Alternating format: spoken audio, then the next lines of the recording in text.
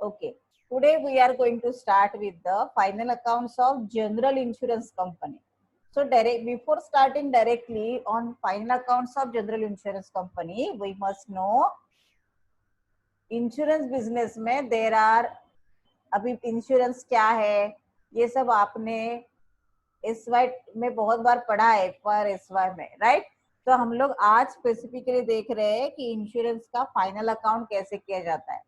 जब हम लोग इंश्योरेंस कंपनी की बात करते हैं या इंश्योरेंस बिजनेस की बात करते हैं तो mainly there are two insurance type of insurance companies, एक लाइफ इंश्योरेंस कंपनीज एंड दूसरा non life insurance companies. Okay, मतलब जहां पे लाइफ से रिलेटेड ट्रांजेक्शन नहीं होता है उसे क्या बोलते हैं, नॉन लाइफ करते हैं। आजकल बहुत सारा ट्रेंड आया है कि मेडिकल इंश्योरेंस भी बोलते हैं, लेकिन आपको अभी जब पढ़ना है तो दो टाइप का मेनली पढ़ना है, लाइफ एंड नॉन लाइफ। अभी नॉन लाइफ मतलब जनरल इंश्योरेंस कंपनी। तो जनरल इंश्योरेंस कंपनी की अगर हम लोग बात करें तो जनरल इंश्योरेंस कंपनी में जो लाइफ कवर्ड में नहीं आता है वो सब जनरल में आएगा, mainly insurance of goods, right, fire insurance, marine insurance, ये जो है इसके अकाउंट्स हम लोग आज देखने वाले हैं। तो ये जो है उसके हिसाब से अगर हम लोग देखें तो मई 13 में 1971 के इसमें जो आप नेशनलाइज किया था कंपनी, उसमें देखो कि कौन से अकाउंट ओपन करने कंपलसरी है। एक तो है रेवेन्यू अकाउंट, दूसरा प्रॉफिट एंड लॉस अकाउंट, तीसरा profit and loss appropriation account, चौथा balance sheet, wait a minute, balance sheet. Okay, अभी ये जनरल गाइडलाइंस दिया है बिफोर अभी इरडा, इरडा मतलब क्या है ये भी आपने बहुत बार पढ़ा है। इरडा मतलब क्या, इंश्योरेंस को रेगुलेट करने के लिए जो एक्ट है वो इरडा एक्ट 2000 के हिसाब से कुछ स्पेसिफिक नंबर्स दिए, जैसे हमने बैंकिंग कंपनी के फाइनल अकाउंट में दिया है वैसे इसी के हिसाब से इरडा एक्ट 2000 के हिसाब से final accounts of general insurance business are required to prepare as per IRDA regulations 2002। IRDA regulations के हिसाब से फाइनल अकाउंट्स बनाने का तरीका क्या है, ए उसे बोलते हैं रेवेन्यू अकाउंट। रेवेन्यू अकाउंट बनाया जाता है फॉर्म BRA में, form BRA। Profit and loss account को बोलते हैं form BPL and balance sheet को बोलते हैं form BBS। Okay, revenue account में फायर, मरीन, राइट, उस बिजनेस का जो भी एक्सपेंसेस है वो लिखा जाएगा। यहाँ पे याद रखो इन रेवेन्यू अकाउंट अलग अलग बिजनेस के लिए अलग अलग रेवेन्यू अकाउंट बनाया जाएगा। मींस अगर एक ही कंपनी फायर इंश्योरेंस पॉलिसीज भी दे रही है और मरीन इंश्योरेंस पॉलिसीज भी दे रही है, all of you aware about the fire and marine insurance policies? Yes, fire insurance policy मतलब policy against fire, and marine insurance मतलब शिप में से अगर कुछ गुड्स यहाँ से वहां लेके जा रहे हैं और मरीन में, सी में उसको कुछ प्रॉब्लम हो गया तो उसके लिए जो है वो मरीन इंश्योरेंस पॉलिसी है। तो रेवेन्यू अकाउंट में अगर एक ही कंपनी फायर और मरीन दोनों पॉलिसीज दे रही है तो फायर इंश्योरेंस पॉलिसीज के लिए रेवेन्यू अकाउंट अलग से बनाएंगे एंड मरीन के लिए वो अलग से बनाया जाएगा। तो keep in mind.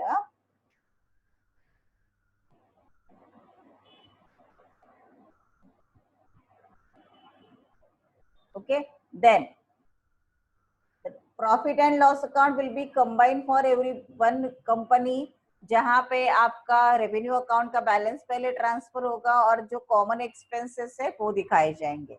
Balance sheet will be also common for every company, एक ही कंपनी के लिए एक ही बैलेंस शीट बनेगा, लेकिन रेवेन्यू अकाउंट या तो सेपरेट बनेगा या एक ही रेवेन्यू अकाउंट में दो अलग अलग कॉलम बनाएंगे। मतलब XYZ इंश्योरेंस कंपनी अगर फायर इंश्योरेंस भी प्रोवाइड कर रही है और मरीन इंश्योरेंस भी प्रोवाइड कर रही है तो may be separate revenue account open करो या एक ही रेवेन्यू अकाउंट में फायर और मरीन का अलग अलग कॉलम्स निकालना पड़ेगा। ओके, सो ये हो गया आपको कौन से अकाउंट ओपन करने पड़ते हैं वो। अभी कुछ इंपॉर्टेंट पार्ट्स यहाँ पे देखना जरूरी है।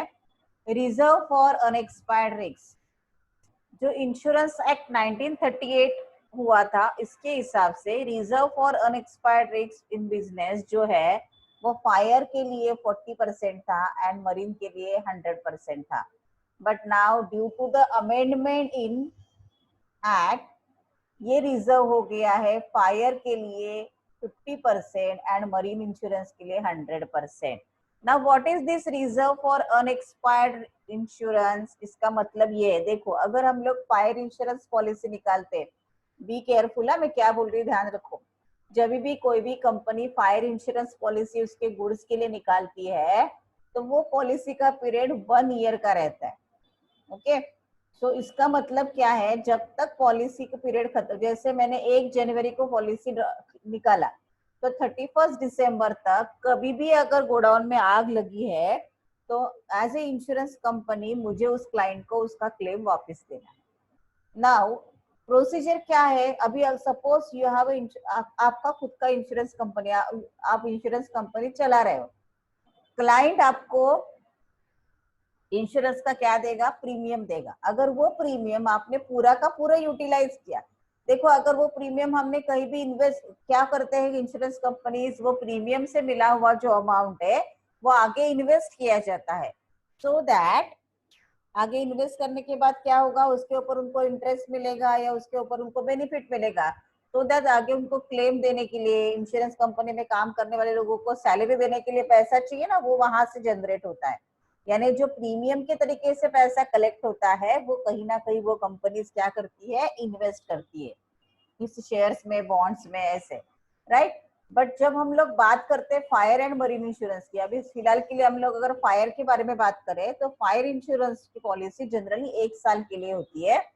उसके लिए जो प्रीमियम पेड किया जाता है उसमें से 50% पार्ट हम लोग यूज नहीं कर रहे हैं कहीं भी इन्वेस्ट करने के लिए, only 50% amount can be invest anywhere else.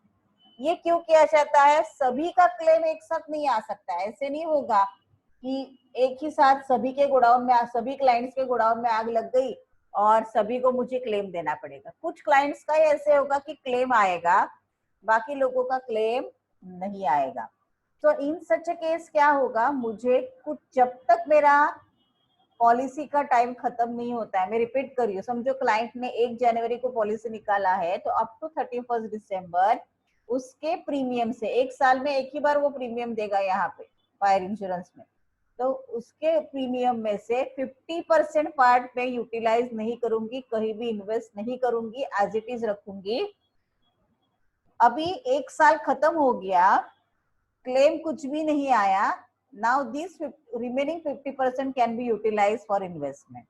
जैसे देखो कि क्लाइंट में मुझे 1 लाख रुपीज प्रीमियम दिया है against premium of goods, right. 1 जनवरी को 1 लाख दिया, 1 लाख प्रीमियम मुझे यानी इंश्योरेंस कंपनी के मिलने के बाद 50,000 में कहीं भी इन्वेस्ट कर सकती हूँ इमीडिएटली, बट रिमेनिंग 50,000 31 दिसंबर तक कहीं भी इन्वेस्टमेंट नहीं होगा, एज इट इज रखा जाएगा. अगर एज इट इज रखा जाएगा, अगर कुछ क्लेम आया तो उसके लिए पैसा देने की जरूरत होगी तो वो पैसा उनको दिया जाएगा उस रिजर्व अमाउंट से. अगर 1 साल कंप्लीट हो गया, अगर कोई भी क्लेम नहीं आया तो remaining 50% I can, insurance company can invest in somewhere else. Okay, but same rule will not be apply in marine insurance. Marine insurance में 1 साल का ऐसे कोई ड्यूरेशन नहीं रहता है. मरीन इंश्योरेंस पॉलिसी कैसे रहती है, शिप में गुड्स लोड होने के बाद वहां से जब तक दूसरे पोर्ट पे वो गुड्स निकाला नहीं जाता है तब तक उसका इंश्योरेंस कवर्ड है. तो ये पीरियड में भी 1 मंथ का हो सकता है, ये पीरियड में भी 15 डेज का हो सकता है और ये पीरियड में भी 2 साल का भी हो सकता है. ओके सो वो इसके लिए जो प्रोविजन है वो 100%, यानी जब तक वो शिप सेफली जहां पे उसको जाना है वहां तक नहीं जाता है तब तक उसके लिए जो प्रीमियम मिला है वो कहीं भी इन्वेस्ट नहीं कर सकते. इसलिए इसे बोलते हैं रिजर्व फॉर अनएक्सपायर्ड रिस्क, मतलब जो प्रीमियम आया है उसको रिजर्व में ही रखना है जब तक वो पॉलिसी का पीरियड खत्म नहीं होता है, जो आपको नेक्स्ट प्रॉब्लम्स में लगने वाला है. ओके, नेक्स्ट कंसेप्ट आपको देखना है इंश्योरेंस बिजनेस में, वो है कमीशन टू एजेंट. उसका परसेंटेज वगैरह मैं बाद में नोट्स में दे दूंगी आपको, बट याद रखो कमीशन टू एजेंट इंश्योरेंस का जो भी बिजनेस है मेनली एजेंट्स थ्रू चलता है। मतलब क्या कि ये बहुत रेयर बार होता है कि क्लाइंट डायरेक्टली इंश्योरेंस कंपनी को अप्रोच करता है, इंश्योरेंस कंपनी एजेंट्स अपॉइंट करती है। ये एजेंट्स क्लाइंट्स को अप्रोच करेंगे या क्लाइंट्स एजेंट को अप्रोच करेंगे और फिर उनसे थ्रू इंश्योरेंस कंपनी अपना इंश्योरेंस का बिजनेस निकालता है। लेकिन कोई भी एजेंट इंश्योरेंस कंपनी के लिए ऐसे ही काम नहीं करेगा, करेक्ट? कोई भी एजेंट इंश्योरेंस कंपनी के लिए ऐसे ही काम नहीं करेगा, उसके लिए उनको कुछ ना कुछ रिटर्न में चाहिए। तो उस रिटर्न में उस एजेंट को इंश्योरेंस कंपनी जो देती है उसे बोलते हैं कमीशन। ये कमीशन उनके प्रीमियम पे बेस पे रहता है, कितना प्रीमियम एजेंट कलेक्ट करता है उसके बेसिस पे वो कमीशन दिया जाता है। ओके, देन उसके बाद आता है बारी आती है क्लेम्स की। क्लेम्स का मतलब क्या है कि अगर फायर इंश्योरेंस निकाला है, मरीन इंश्योरेंस निकाला है और क्लाइंट के गुड्स को प्रॉब्लम हुआ, जैसे फायर इंश्योरेंस निकाला है, तो फायर इंश्योरेंस निकालने के बाद क्लाइंट्स को गुड्स, गोडाउन में आग लग गई और गुड्स जल गया, तो client will fill the claim form. Client company यानी मेरे पास क्लेम फॉर्म फिल करेगा और क्लेम फॉर्म भरने के बाद फिर एज ए इंश्योरेंस कंपनी में क्या करूंगी, मेरा सर्वेयर भेजूंगी वहां पे। वो सर्वेयर क्या करेगा, वहां पे जाके सर्वे करेगा कि सच में उतना लॉस हुआ है क्या, एग्जैक्ट लॉस कितना हुआ है, पॉलिसी का अमाउंट कितना था, एक्चुअल लॉस कितना था। ये मिलने के बाद फिर वो क्लेम पॉलिसी जो भी क्लाइंट है उसका क्लेम क्या किया जाएगा, सेटल किया जाएगा। ओके, ये जो मैंने अभी शॉर्ट में दिया है ये आपको एज ए नोट्स यूज मत करो, मैं बाद में आपको उसका डिटेल नोट्स भी देने वाली हूँ और ये भी फाइल आपको भेजूंगी मैं गूगल क्लासरूम में। Okay, now let us start directly with the format of general insurance final account.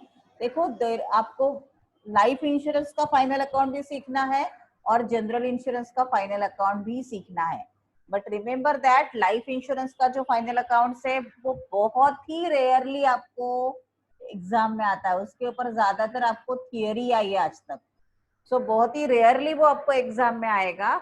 But general insurance का प्रॉब्लम आपको 100% आता है एग्जाम में। तो टुडे हम लोग जनरल इंश्योरेंस का ही प्रैक्टिस स्टार्ट कर रहे हैं और पहले सभी प्रॉब्लम्स हम लोग जनरल इंश्योरेंस के ही लेने वाले हैं, नॉट ना के लाइफ इंश्योरेंस के। ओके, सो हम लोग जो फॉर्मेट अभी देख रहे हैं वो कौन सा है, प्रोफार्मा ऑफ जनरल इंश्योरेंस। अभी मैंने बोला कि इंश्योरेंस रेगुलेटर एक्ट के हिसाब से जनरल इंश्योरेंस का पहला ये कौन सा ओपन करते हैं हम लोग, form BRA, that is revenue account for the year ended 31 मार्च। अगर मैं फिर से रिपीट करूँ, अगर आपका बैंकिंग में कुछ भी कंफ्यूजन है तो ये डबल हो जाएगा इंश्योरेंस में आने के बाद।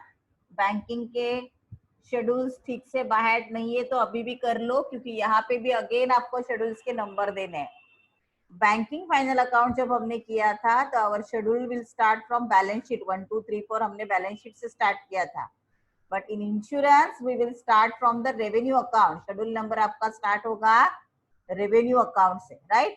तो कैसे आएगा देखो, सबसे पहले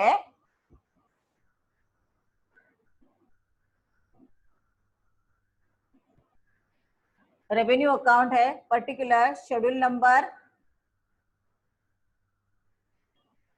then current year, previous year, particular schedule number, current year and previous year, right? So particulars में सबसे पहले आएगा प्रीमियम अर्न नेट, उसका शेड्यूल नंबर आएगा 1। वो कैसे बनाना है हम लोग आज सीखने वाले, schedule number 1। Okay, then profit और लॉस रिडम्पशन, प्रॉफिट और loss redemption of investment, then ये आपको रेडीली अवेलेबल होगा। Others, then interest, dividend, rent, gross, ये सब इनकम्स है, उसका टोटल है, उसे बोलोगे टोटल ऑफ ए। फिर एक्सपेंसेस में क्लेम इनकर्ड है, मैंने क्लाइंट को जो हमने क्लेम दिया वो है, कमीशन आएगा एंड ऑपरेटिंग एक्सपेंसेस आएगा। इन तीनों का हमेशा कैलकुलेशन करना पड़ेगा आपको 2 3 एंड 4 शेड्यूल्स में। फिर ये एक्सपेंसेस को बोलोगे total of B. A minus B जो आएगा उसे बोलोगे operating profit and loss from business, मतलब अगर फायर बिजनेस है तो फायर, मरीन बिजनेस है तो मरीन। और फिर अप्रोप्रिएशन में transfer to share holders account, transfer to catastrophe account and transfer to other reserve. अभी शेयर होल्डर्स अकाउंट मतलब शेयर होल्डर्स को देना है, ट्रांसफर टू कैटरस्पोर्ट अकाउंट मतलब क्या, कैटरस्पोर्ट अकाउंट मतलब क्या, इमरजेंसी रिजर्व कुछ आया मतलब अनफोर्सीन रीजन आए, जैसे अर्थक्वेक आया, राइट, जैसे अभी पैंडेमिक सिचुएशन है, अनफोर्सीन है, ये बहुत डेकेड्स में कभी कभी आता है, हर बार नहीं आता है। तो इन सच केस क्या होता है, बहुत सारे क्लेम्स एक साथ आते हैं, तो उसके लिए इंश्योरेंस कंपनी पहले से रिजर्व बना के रखती है। ये हो गया आपका रेवेन्यू अकाउंट। देखो मैंने आपको ऊपर दिखाया था, आपको 3 बनाने हैं इंश्योरेंस रूल के हिसाब से। Revenue account as per form B R A, profit and loss account form B, profit and PL and balance sheet. अभी आज हम लोग क्या कर रहे हैं, रेवेन्यू अकाउंट सीखा, तो मैं उसी से रिलेटेड आपको शेड्यूल सिखा देती हूँ, ओके। और फिर हम लोग पीएल के पास जाएंगे। तो हमारा फर्स्ट शेड्यूल क्या आएगा, शेड्यूल नंबर 1 बोलो, प्रीमियम अर्न। उसके बारे में ही हम लोग बात करने वाले हैं। हाँ, तो ऊपर हम लोग लेते हैं शेड्यूल नंबर 1,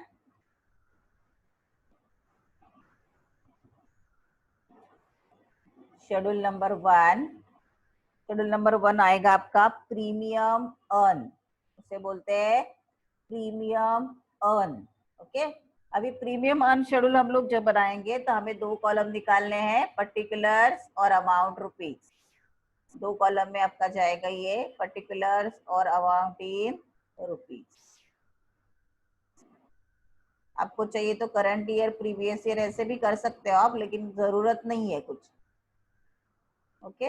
अगर आपने प्रीवियस ईयर का और एक कॉलम बना के रखा, डजेंट मैटर। तो ये आएगा आपका पर्टिकुलर्स और ये आएगा आपका अमाउंट इन रुपीज, ओके। अभी इसका फॉर्मेट कैसे आएगा देखो, सबसे पहले प्रीमियम का जब हम लोग बात करते हैं तो प्रीमियम फ्रॉम डायरेक्ट बिजनेस। अभी इसका पहले फॉर्मेट समझ लो, फिर इसका मीनिंग भी बोलती हूँ मैं। पहले आएगा आपका premium from direct business, okay. उसके नीचे आता है add, premium on reinsurance accepted, premium on reinsurance accepted, less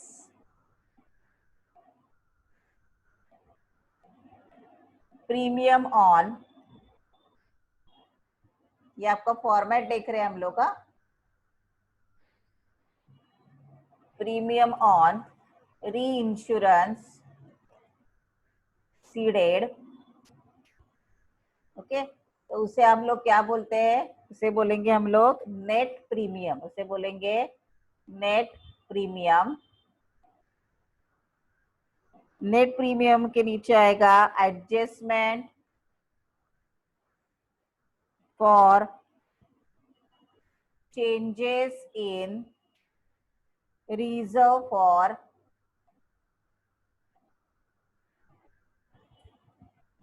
unexpired risk,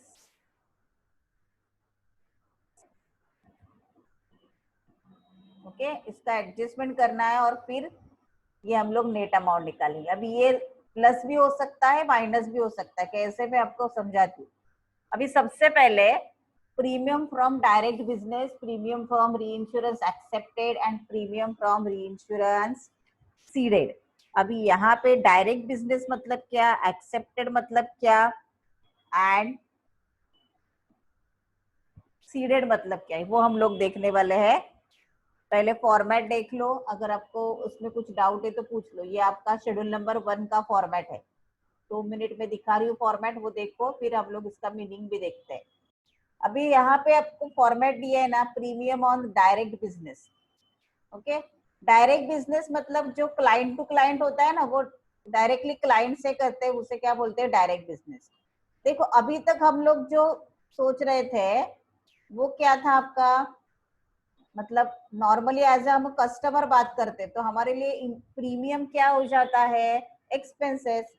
but now we are thinking on the point of view of insurance company. अभी हम लोग insurance company चला रहे हैं, तो हमारे जो क्लाइंट्स है, कस्टमर से हमें प्रीमियम देंगे करेक्ट। तो उसे आप हमारे लिए प्रीमियम इज इनकम, इसलिए प्रीमियम फ्रॉम डायरेक्ट बिजनेस मतलब देखो डायरेक्ट बिजनेस का मतलब बता रही हूँ मैं। डायरेक्ट बिजनेस मतलब क्या, डायरेक्टली डायरेक्ट बिजनेस से मतलब क्या है, premium directly received from clients. हमारे जो क्लाइंट्स है उससे हमें अगर डायरेक्टली प्रीमियम मिल रहा है तो उसे प्रीमियम फ्रॉम डायरेक्ट बिजनेस बोलते हैं। अभी एक्सेप्टेड का क्या बोलते हैं देखो, एक्सेप्टेड मतलब क्या, एक्सेप्टेड मतलब क्या, ध्यान रखो ये जो कंसेप्ट है वो आपको यूज होता है री इंश्योरेंस में। एक्सेप्टेड का कंसेप्ट होगा आपका यूज री इंश्योरेंस में। ना व्हाट इज दिस री इंश्योरेंस, आपने पहले भी कहीं ना कहीं किसी टॉपिक में पढ़ा होगा, लेकिन मैं फिर से बता देती हूँ। सपोज कैसे देखो कि एक इंश्योरेंस कंपनी है XYZ, यहाँ पे दिखा देती हूँ।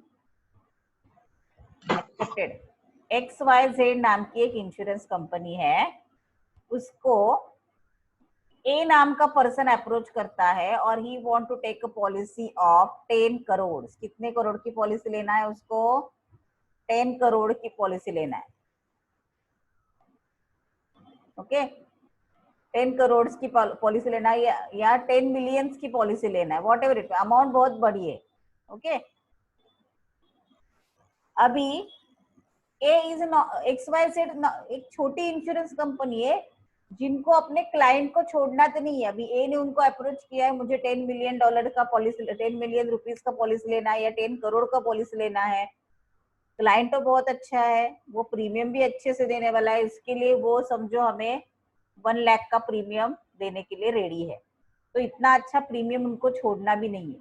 ओके तो उनको XYZ is a small insurance company, उनको कस्टमर को भी नहीं छोड़ना है और उनको प्रीमियम को भी नहीं छोड़ना है, लेकिन उनको ये डर भी है कि अगर फ्यूचर में मैंने 1 लाख के लिए उनका पॉलिसी लिया भी और फ्यूचर में क्लेम आया तो इतना सारा पैसा जमा करना मुझे इंडिविजुअली पॉसिबल नहीं है, राइट।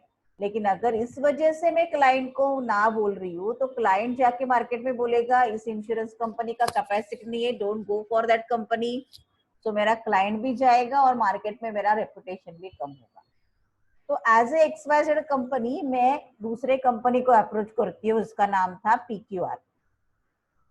उस कंपनी को मैं क्या ऑफर देती हूँ कि मेरे पास ए नाम का क्लाइंट आया है, उसका मैं पूरा इंश्योरेंस 10 मिलियन का निकालती हूँ, लेकिन उसमें से 5 मिलियन का आप रिस्क ले लो, उठाओ। मतलब क्या कि उसमें से 50% आप ले लो, ओके या उसमें से 30% आप ले लो, उसमें भी परसेंटेज है, इतना ही वो सीड दे सकते हैं दूसरे को। तो उसमें से 30% जो बिजनेस है वो आप ले लो, लेकिन क्लाइंट किसे अप्रोच करेगा, मुझे ही अप्रोच करेगा। ओके यानी क्लाइंट XYZ के पास ही जाएगा, XYZ गया PQR के पास और इस 10 में से 30% यानी 3 मिलियंस उसने PQR को ट्रांसफर किया। अभी इन सच केस क्या होगा, उसे बोलेंगे री इंश्योरेंस। XYZ के लिए वो हो जाएगा सीडेड, मैंने मतलब अपना बिजनेस का कुछ पार्ट उसने किसी और को दिया। XYZ के लिए हो गया वो सीडेड एंड PQR री इंश्योरेंस ले रहा है। देखो XYZ री इंश्योरेंस दे रहा है तो उसके लिए हो जाएगा सीडेड एंड PQR किसी और से री इंश्योरेंस एक्सेप्ट कर रहा है तो उसे बोलेंगे री इंश्योरेंस एक्सेप्टेड। उसे क्या बोलेंगे, री इंश्योरेंस एक्सेप्टेड।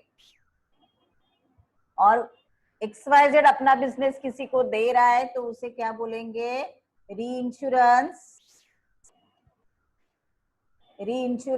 सीडेड। अभी सीडेड मतलब देखो प्रीमियम इज नॉर्मली इनकम, लेकिन अगर मैं मेरा बिजनेस किसी को दे रही हूँ तो मुझे उनको क्या देना पड़ेगा, ओनली क्लेम ट्रांसफर करके नहीं चलेगा, मुझे उनको क्या देना पड़ेगा, प्रीमियम। प्रीमियम क्या करना पड़ेगा, इधर सीडेड में पेड करना पड़ेगा। Now premium is a income, तो इसलिए सीडेड के लिए उसको क्या करते हैं, माइनस, क्योंकि प्रीमियम पेड हो गया ना। फिर से बोल रही हूँ, XYZ ने अपना बिजनेस दूसरे को दिया तो सीडेड, और प्रीमियम उनको बिजनेस के साथ साथ उनको प्रीमियम भी देना पड़ेगा, तो ये हो जाएगा सीडेड और प्रीमियम पेड हो जाएगा। ओके, और एक्सेप्टेड में प्रीमियम रिसीव्ड हो जाएगा। देखो री इंश्योरेंस डायरेक्ट बिजनेस में डायरेक्ट प्रीमियम क्या होता है, रिसीव्ड होता है। एक्सेप्टेड में भी प्रीमियम रिसीव्ड होता है, बट सीडेड में प्रीमियम पेड होता है। इसलिए देखो डायरेक्ट बिजनेस में एक्सेप्टेड हमेशा ऐड करना है, सीडेड हमेशा पेड करना है, यानी लेस करना है। इतना सब आपको नहीं समझ में आ रहा तो ओनली इतना ध्यान रखो, एक्सेप्टेड मतलब किसी और से री इंश्योरेंस कंपनी ले रही है, सीडेड मतलब अपना बिजनेस किसी और को शेयर कर रही है, दे रही है। हमेशा एक्सेप्टेड को ऐड करो और सीडेड को लेस करो। इसलिए देखो ये फॉर्मेट में आया अपना, री इंश्योरेंस एक्सेप्टेड, री इंश्योरेंस सीडेड। ओके, ये मैं आपको थियरी भी लिख के दे रही हूँ सब आपको, डोंट वरी अबाउट इट। इसका थियरी नोट्स बाद में देने वाली, फिलहाल आप फॉर्मेट पे कॉन्सेंट्रेट करो। ओके, तो ये हो गया आपका फॉर्मेट फॉर शेड्यूल 1।